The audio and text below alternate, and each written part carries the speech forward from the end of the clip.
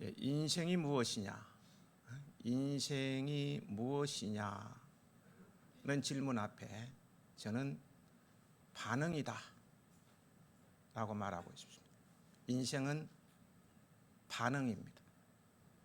무엇인가에 반응이 있다는 건 그쪽으로 살아있다는 증거입니다. 무엇에 반응하느냐에 따라 인생의 흥망과 성패가 달려 있습니다. 우리 그리스도인들은 세상과 죄에 대해서 죽은 자요 하나님께 대하여 살아있는 자라고 성경 로마서 6장 11절에 말씀하고 있어요.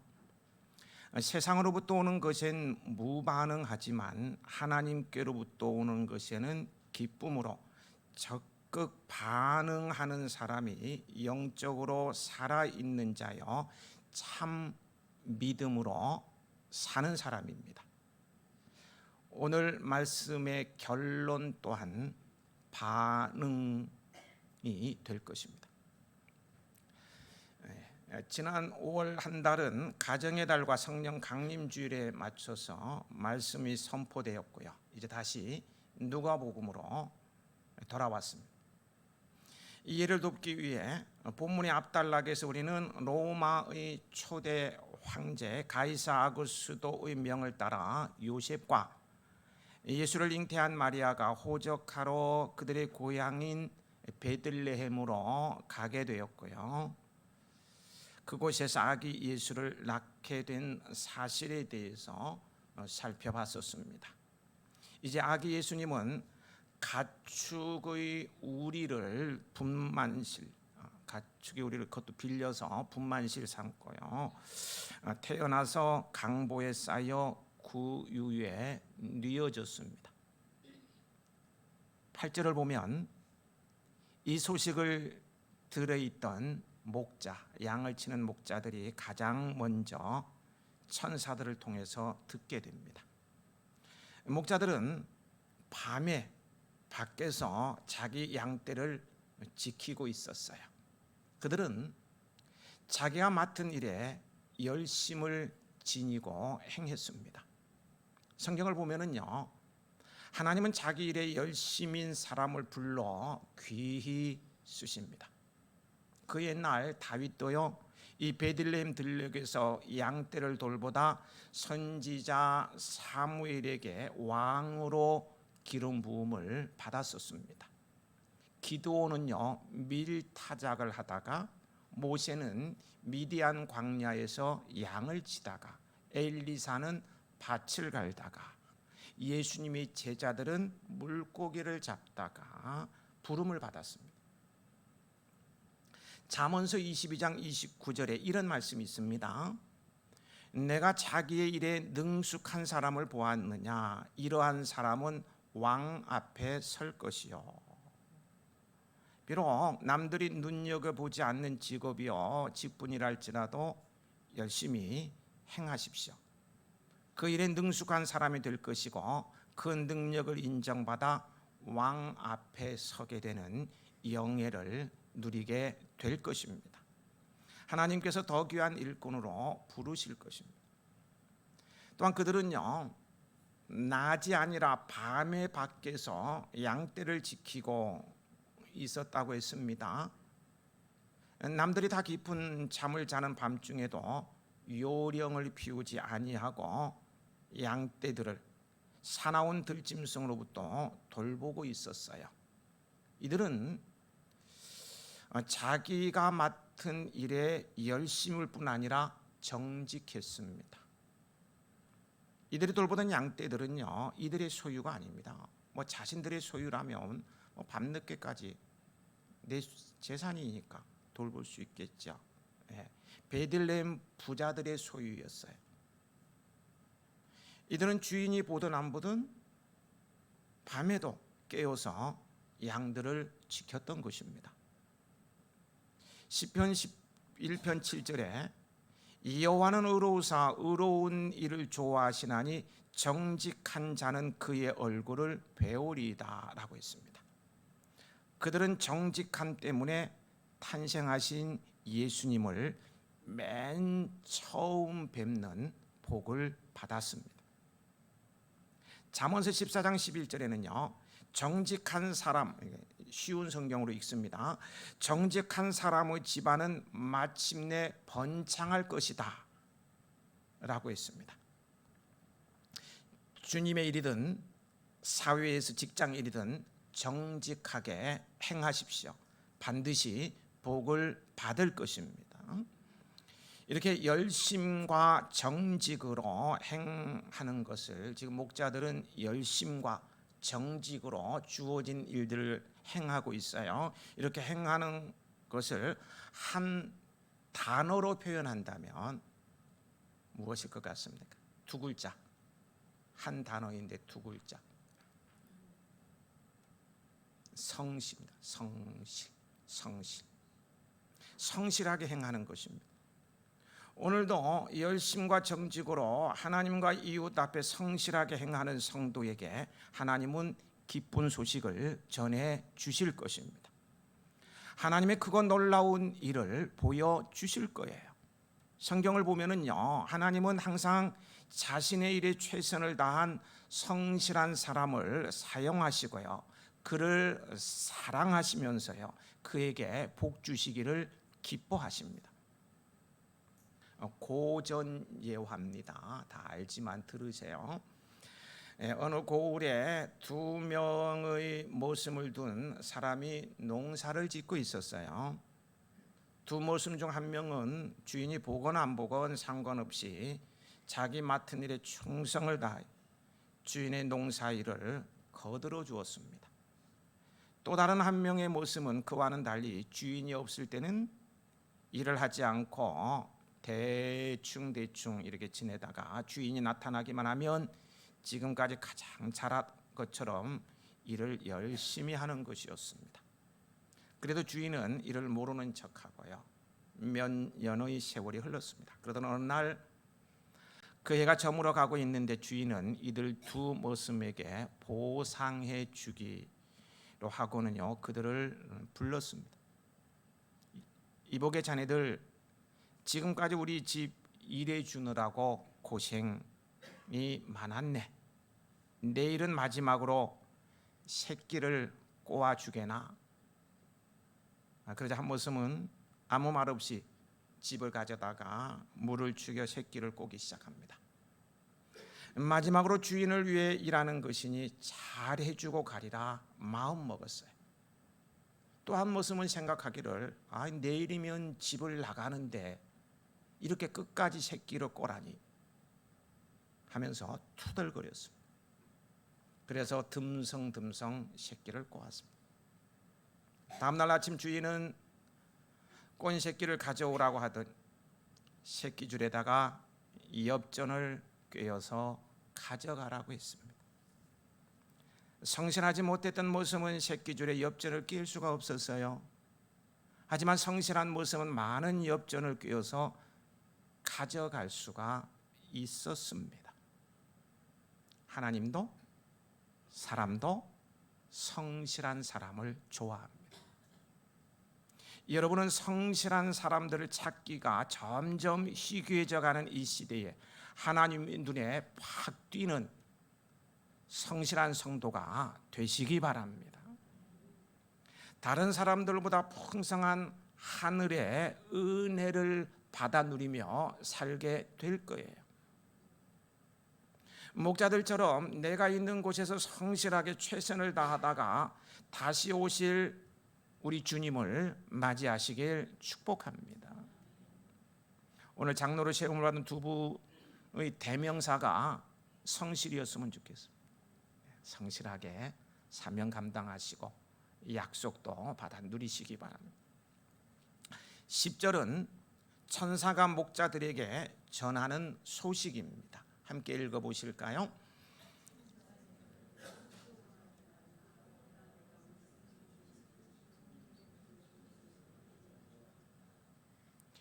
여기서 온 백성이란 유대 민족뿐 아니라 온 인류를 의미합니다. 그리고 큰 기쁨의 좋은 소식이란 예수님의 탄생 소식을 의미하는 것이고요. 왜 예수님의 탄생이 온 인류에게 큰 기쁨의 소식이 됩니까? 아기 예수님은 우리 인생들의 구주이시기 때문입니다. 그 11절입니다. 오늘 다윗의 동네에 너희를 위하여 구주가 나셨으니 곧 그리스도 주시니라. 그리스도 주란 하나님께서 기름 부음을 받은 구세주라는 뜻이죠. 여기 구주에는요 크게 두 가지 의미가 있습니다. 하나는 예수님은 우리를 죄에서 구원해 주시는 구주이십니다. 인류는 모두 아담 안에서요 하나님의 진노를 받을 죄인들이에요. 이 죄의 문제는 그 무엇으로도 해결되지 못합니다. 교육으로도 이 죄에서 해방되지 못하고요, 종교로도 해결받지 못합니다. 그러나 예수님께서 이 죄로부터 탈출구를 마련해 놓으셨어요. 바로 십자가의 대속을 통해서 말입니다. 그리스도의 대속의 은혜를 믿는 사람은 하나님으로부터 죄 용서함을 받고요, 나아가서 의인으로 인정받게 되는 것입니다. 또 하나는요, 예수님은 우리를 죽음의 권세로부터 구원해 주시는 구주이십니다. 인간은 죽음 앞에서 얼마나 무력한 존재인지 모릅니다. 죽음이 가져오는 공포는 얼마나 무서웁니까? 사람의 마음에서 평화를 앗아가고 불안하게 하는 것도 죽음입니다. 그래서 임종을 앞둔 분들이 저에게 도움을 달라고 많이 연락이 와요. 너무 불안해서 좀 기도 좀 해달라고, 편안히 천국 가게 해달라고. 너무 두려운 거예요, 죽음이란 게. 이 죽음의 권세는요 인간을 무력하게 하고요 불행하게 합니다. 죽음이 찾아오기 전에는 사회적인 명예가 있어서요 목사 알기를 뭐같이 하다가요 임종의 순간 보니까요 목사 알기를 하나님같이 하더라. 죽을 때가 다가오니 두려움이에요, 두려움. 예수님은 바로 이런 사망 권세로부터요 우리를 구원하러 오셨어요. 죄가 해결되면서 죽음의 권세가 힘을 잃게 되었습니다. 예수님은 오늘 우리들도 사망 권세로부터 해방시키시고 참 행복한 인생을 살게 하십니다. 우리는 이제 죽음 앞에서도 감사 찬송을 할 수 있게 되었습니다. 11절, 12절을 함께 읽으시겠습니다.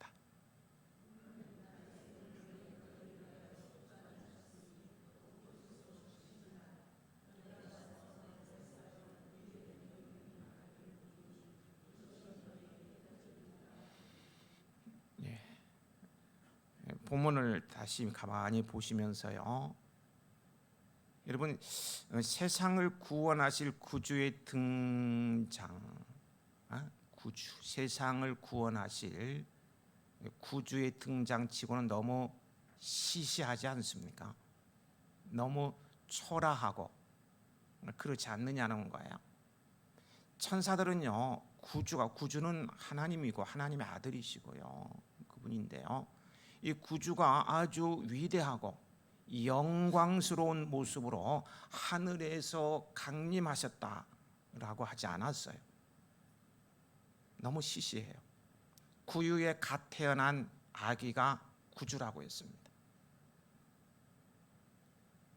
가축의 우리를 분만실 삼고 금방 태어난 아기, 구유에 누워있는 아기가 구주라고 했습니다. 너무 초라하죠.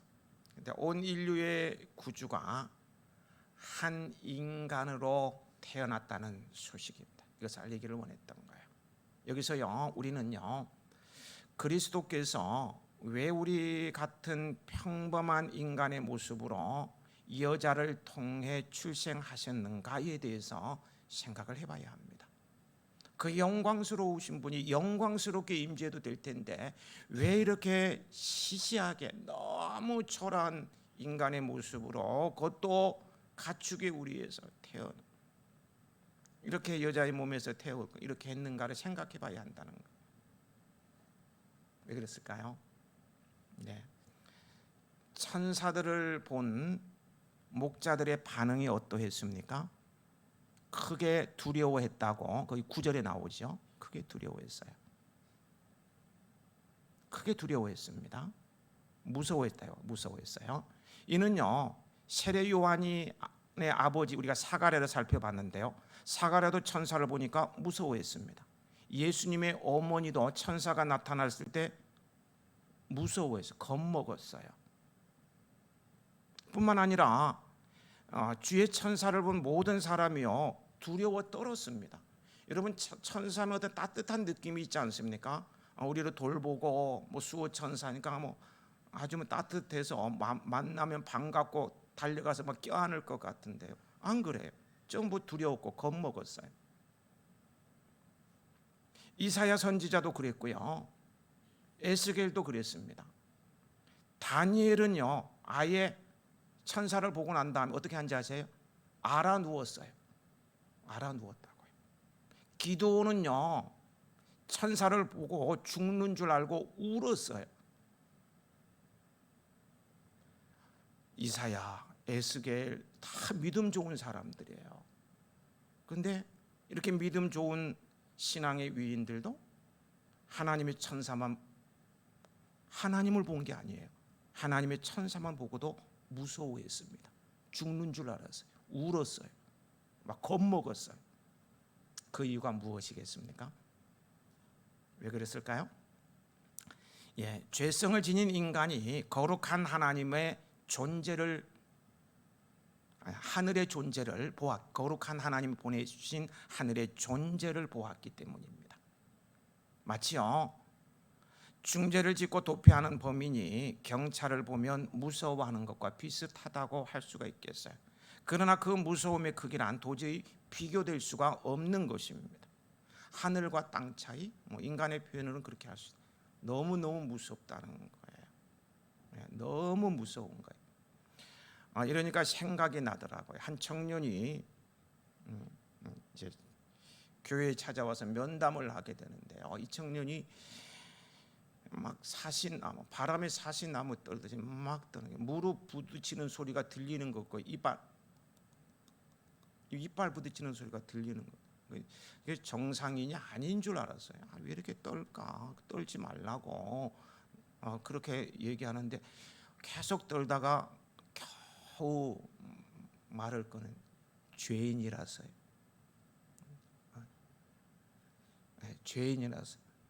인간인 목사 앞에 나도 죄인인데 죄인이라서 떤다. 하나님 앞에서 떠는 게 아니에요. 사람 앞에서 나는 죄인이라고 막 떠는 거예요. 제가 보기엔 너무 순진하고 착하고 나쁜 짓 하나도 안 할 것 같은 청년인데 막 떨더라. 그 청년을 보면서 죄인이라고 벌벌 떨어보지 못한 게 뻔뻔한 나 자신을 보는 것 같아서 많이 부끄러웠습니다만, 죄성을 가진 우리는요, 하늘의 존재인 하나님이 아닌요, 하늘의 존재인 천사만 봐도 무서워 죽는 줄 아는데요, 만일 우리가 하나님을 직접 뵈면 어떻게 되겠습니까? 엄청난 공포를 느끼게 될 것입니다. 죄인된 우리가 거룩하신 하나님을 직접 뵌다면, 거룩하신 하나님을 직접 뵌다면요, 이 시간 거룩하신 하나님이 짜잔 나타난다면요, 예배고 찬양이고 할 것 없이 너무너무 두렵고 떨려서 저는 기절해 버릴 거예요. 여러분 기절 안 하겠습니까? 다 기절할 거예요. 너무 두렵고 떨려서 기절해 버립니다. 예수님께서요, 우리와 같은 인간으로 태어나셔서 이 땅에 오신 이유가 여기 있습니다. 하나님께서 무서움 없이 하나님과 교제하게 하시려고 인간으로 한 아기로 태어나신 거예요. 다시 말해서 우리로 하여금 하나님 앞에서 두려움이 없이 섬기게 하려고 비천한 인간의 모습으로 오셨습니다. 하나님의 은혜가 얼마나 그 은혜에 감사 나오지 않습니까? 우리를 생각하고 우리 입장에서 모든 문제를 풀어가시는 그 은혜가 얼마나 감사한지 몰라요. 이제 우리 누구든지요, 예수님을 구주로 영접한 사람은 하나님의 보좌 앞에 무서움 없이 담대히 나아갈 수가 있습니다. 나아가 하나님을 아빠, 아버지라고 부르면서요, 교제할 수 있고요, 어리광 피울 수가 있는 거예요. 이 모든 것이 인간으로 오신 예수님 덕분에 가능해진 것입니다. 13절 14절은요, 천군 천사들이 예수 그리스도의 탄생 축가인데요, 함께 읽어보시겠습니다. 호련히 수많은 천군이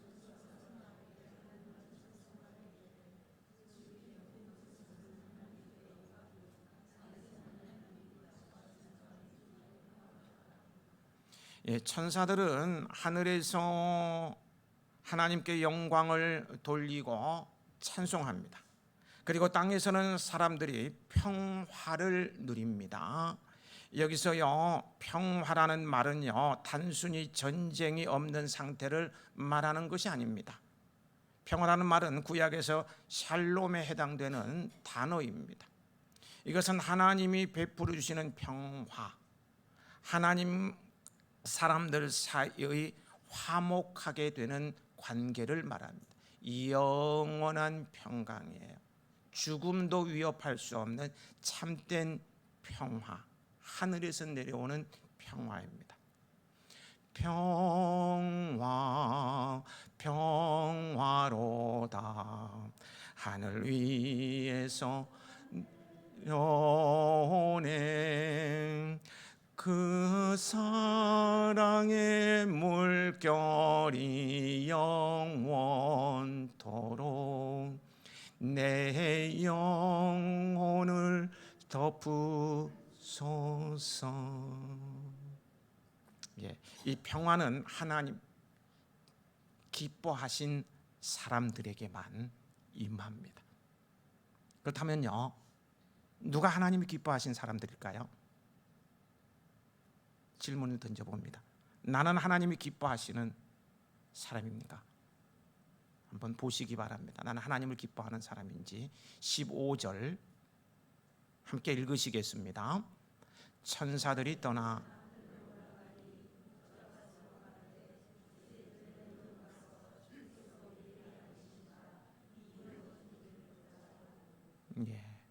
임무를 마친 천사들은 하늘로 올라갔습니다. 목자들은 그 자리에 가만히 있을 수가 없어 움직입니다. 자신들이 들은 것에 대해서 서로 이야기하며 가서 보자고 말해요. 자, 우리가 여기서 이러고 있을 때가 아니야. 얼른 베들레헴으로 가서 주께서 우리에게 알려주신 이 놀라운 말씀이 이루어진 것을 직접 보자. 우린 눈으로 확인하자. 그래서 목자들은요, 아기를 찾으려고 재빠르게 움직입니다. 가서 아기를 찾습니다. 말씀이 이루어진 것을 직접 보기 위해서 갔던 거예요. 마침내 목자들은 아기를 찾았고요, 부모와 함께 있는 아기를 만났어요. 천사가 말한 그대로 그 위에 누워있는 아기를 두 눈으로 봅니다. 물어보십시다. 지금 목자들은 무엇을 하고 있습니까? 지금 목자들 뭐 하고 있어요? 뭐 하고 있느냐고요. 너무 어렵습니까? 따라하세요. 반응을 하고 있습니다. 반응을 하고 있어요. 반응하고 있어요. 반항이 아니고 반응을 하고 있어요. 천사들을 통해 들은 하나님의 말씀에 대해 들은 것으로 만족해하지 않고요, 즉각 반응을 하였던 거예요. 특별히 본 누가복음의 저자인 누가는요, 이 목자들의 반응에 대해서 동사를 연이어 말하면서요, 그들의 행동을 아주 생동감 있게 전합니다. 목자들은 서로 말했고요, 빨리 가서 아기를 찾았고 그 아기를 보고, 그리고 자기들이 이 아기를 찾아오게 된 이유를 사람들에게 전합니다. 아주 중요한 키포인트이기 때문에요, 다시 말씀드립니다. 목자들은 주의 천사를 통해 하나님의 말씀을 들었습니다. 그들은 그 들은 말씀을 믿었어요. 그리고 그들은 그 들은 말씀이 이루어짐을 보았어요. 그래서 그들은 그 들은 말씀을 전했어요. 그렇게 그들은 그 들은 말씀대로 반응했던 것입니다. 여러분, 믿음은 말씀대로의 반응입니다. 아무리 기쁨에 좋은 소식이라 할지라도요, 거기에 반응하지 않는다면 나와는 아무런 관계가 없는 것이 되고 말아요. 믿음은 말씀대로의 반응입니다. 반응하는 사람이 하나님이 기뻐하시는 사람입니다. 하나님의 사랑과 복을 받기를 원한다면 이 반응을 잘해야 합니다. 19절을 보면요, 마리아도 반응을 참 잘했어요. 1장에도 보면 마리아가 즉각 반응하는 바른 반응을 보았습니다. 우리는 전에 들은 말을 마음속에 여기 보니까 간직했다고 했죠. 지속적으로 생각했습니다. 믿음은 말씀에 대한 바른 반응입니다. 누가 하나님의 사랑을 받느냐, 누가 하나님의 돌보심을 받으며 세상을 행복하게 지낼 수 있느냐, 들은 말씀대로 반응하는 사람입니다. 아브라함을 보세요. 아브라함 아십니까? 좀 고개 끄덕끄덕 해주시면 안 되는가? 다 모르시는가? 아브라함을 아세요? 아시는구나. 아시죠? 정말 아시죠? 하나님께서요, 너는 너의 고향과 친척과 아버지의 집을 떠나 내가 내게 보여줄 땅으로 가라. 내가 너로 큰 민족을 이루고 내게 복을 주어 내 이름을 창대하게 하리. 너는 복이 될지라. 너를 축복하는 자에게는 내가 복을 내리고 너를 저주하는 자에게는 내가 저주하리니 땅의 모든 족속이 너로 말미암아 복을 얻을 것이라. 그 말씀하시자요. 어떻게 해요? 즉각 주신 말씀에 반응하여서요, 75세라는 연세가 많으신 이런 나이임에도 불구하고 고향 친척 아버지 집을 떠났습니다. 그런데요, 떠나니까요, 반응하니까요, 하나님께서는 말씀하신 그대로 이루셨어요. 그래서 그는 믿음의 조상이 되고요, 가고 오는 모든 세월에 우리 신앙인들이 정말 추앙을 하는 인물이 된 것입니다. 복이 될지라. 복이 되었어요.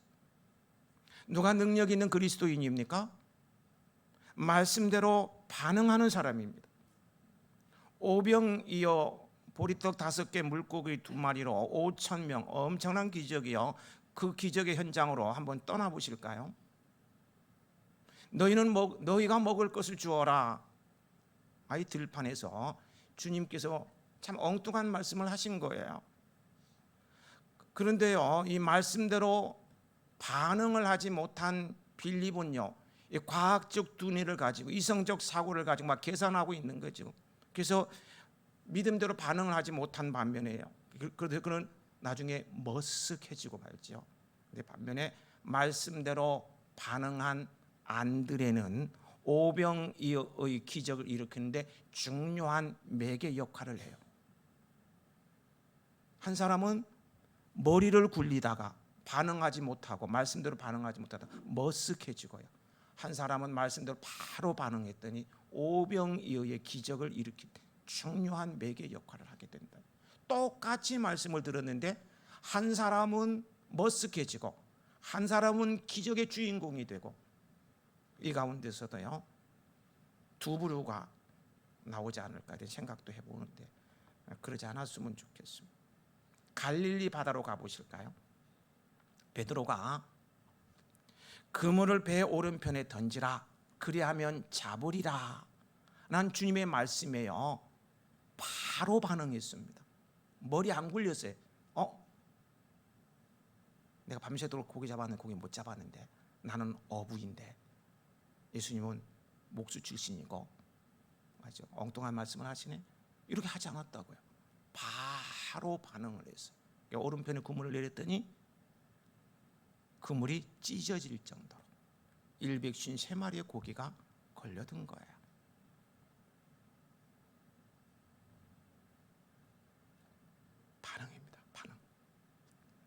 미국의 저명한 설교가인 척 스윈돌 목사가 이런 말을 한 적이 있습니다. 인생의 성패를 결정하는 10%는 우리에게 실제 일어난 사건과 관련이 있고 90%는 그것에 대한 우리의 반응에 달려있다. 무슨 일이 일어났느냐가 중요한 것이 아니라 그것에 대해 어떻게 반응하느냐가 훨씬 더 중요하다. 90%라고 말해요. 어마어마하게 중요해요. 예를 들어 봅니다. 경제 불황이 찾아왔을 때요. IMF를 맞고 코로나가 와서 기업이 문을 닫고 사업이 안 되고 막 이럴 때 어떤 사람은 그것 때문에 좌절하고 당황 무너지지만요. 어떤 사람은 오히려 그것을 기회로 삼아서 더 위대한 날을 준비하는 것을 볼 수가 있습니다. 반응의 차이인데요. 그러니까 아이작 뉴턴이요. 만유 인력의 법칙을 발견한 것도요. 휴직했던 때라고 합니다. 당시 흑사병으로 대학들이 문을 닫을 때요. 그도 교수직을 그만둬야 했고요. 2년 동안 고향에 내려가 있었습니다. 그는 그 기간에도요. 낙심하지 않았어요. 말이 휴직이죠. 퇴직을 당한 것이고요. 다시 복직되리라는 보장이 없었습니다. 그런데도 그는 고향에 내려와서 탄식하고 인생을 포기하고 사회를 탓하지 않고요. 미래를 위한 발전의 기회로 삼았습니다. 그는 농장에 머물면서 사과가 떨어지는 것을 보다가 물리학 최대의 발견이라는 만유인력의 법칙을 터득한 것입니다. 만약 인생을 포기하고 있었다면 사과가 떨어지는 순간 아니 익기도 전에 떨어져 발로 팍 차버렸을 것 같아요. 그런데 안 그랬던 거예요. 만유인력의 법칙을 터득해요. 물리학과 사과는 이게 무슨 연관이 있습니까? 전혀 연관이 없는 것 같은데요. 이것이 연관이 있다고 엄청난 발견을 해낸 거예요. 평소 같았으면요, 막 잘 나가고 어려움이 없었다면 말이에요. 실험실에 묻혀 사느라 보지도 않았을 한 그루의 나무가 인생의 위대한 기회를 제공한 것입니다. 만유인류의 법칙을, 어마어마한 법칙을 그는 발견한 거예요. 무슨 일이 일어나느냐? 환경이 중요한 것이 아닙니다. 그것에 대해 어떻게 반응하느냐가 중요한 거예요. 주어진 여건보다 더 중요한 것은 바른 반응이라는 거예요. 특히 우리 그리스도인들은요, 바른 반응을 할 줄 알아야 합니다. 그래야 하나님의 사랑을 받으며 놀라운 일을 이룰 수 있고요, 어떤 환경에 처해도 당당한 모습으로 그것을 이겨낼 수 있습니다. 뉴턴은 참 크리스찬이었어요. 주님의 말씀대로 반응을 하는 여러분들이 되시기 바랍니다. 믿음은 말씀대로의 반응입니다. 믿음은 반응이라고 했습니다. 계속 반복되네요. 반응은 반응인데요, 말씀대로의 반응이라고 했어요. 자, 그렇다면요, 말씀 반응함으로 그 믿음을 보인 결과는 어떻게 나타나는가 좀 궁금해서 말씀이 계속 묵상하다 보니까요, 거기 20절에 답이 있더라고요. 20절 말씀, 믿음을 보인 사람, 반응함으로 그 믿음을 보인 사람들의 결과에 대해서 말씀해 주고 있는데요, 함께 읽어보실까요?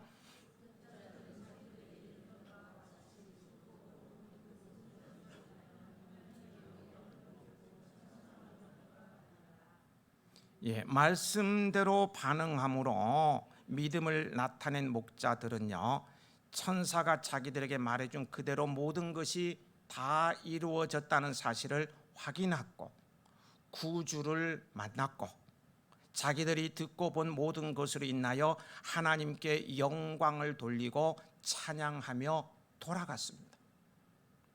돌아가니라고 했어요. 마지막이 중요합니다. 마지막이 아름다우면 인생 성공한 것입니다. 인생살이를 마치고 돌아갈 때 하나님께 영광을 돌리며 찬송하며 돌아갈 수 있다면 성공한 인생 분명합니다. 그런데요, 말씀대로 반응하며 살면 하나님께 영광을 돌리는 삶이 됩니다. 여러분 잘 들어보세요. 잘 들으셨으면 좋겠어요. 잘 들으셨으면 좋겠다고요. 하나님은요, 오늘도요 여전히 우리에게 말씀하십니다. 지금도 우리에게 말씀 주고 계셔요. 그것이 하나님의 은혜입니다. 받을 자격이 없는데 주시는 것이 은혜이잖아요. 우리에게 하나님의 말씀을 받을 자격이 어디에 있습니까? 예? 천부당 만부당입니다. 우리가 어떻게 하나님의 말씀을 받을 자격이 있어요? 없어요. 그런데도 주십니다. 사랑한다고 말씀 주시고요, 두려워하지 말라고 말씀을 주시고요, 내가 너와 항상 함께 하시겠다고 말씀을 주십니다. 내가 실패하고 실수하고 잘못하고 우한질고로 고통 가운데 있다 할지라도 모든 것을 다 합력하여 아름다운 선을 이루어 주시겠다고 말씀해 주셔요. 정직한 사람의 집안은 마침내 번창할 것이다 말씀 주십니다. 그것이 은혜입니다. 그리고요, 하나님은 말씀대로 이루십니다. 말씀대로 이루셔요. 말씀대로 반응하는 사람에게는 변화가 일어납니다. 말씀을 대할 때마다 감격이 있어요. 말씀을 따르고자 하는 강한 열정이 일어나게 됩니다. 순수하게 말씀을 받아들이고 그대로 순종하며 사는 사람을 하나님은 기뻐하시며 놀라운 은혜를 베풀어 주십니다. 말씀대로 이루시는 하나님의 능력을 보게 될 것입니다. 말씀대로 반응하며 살아가는 여러분이 되시기 바랍니다. 그렇게 말씀대로 살아가는 사람은 다른 사람이 못 보는 것을 보게 됩니다. 나중엔 천국도 보게 될 것입니다. 무엇보다도 그렇게 보고 싶은 나의 주님, 구주 되시는 예수님도 만나게 됩니다. 하나님께 영광을 돌리고 찬송하며 영원한 본향으로 돌아가게 됩니다. 이런 놀라운 은혜와 평화가 넘치게 되기를 주님의 이름으로 축복합니다. 아버지 하나님,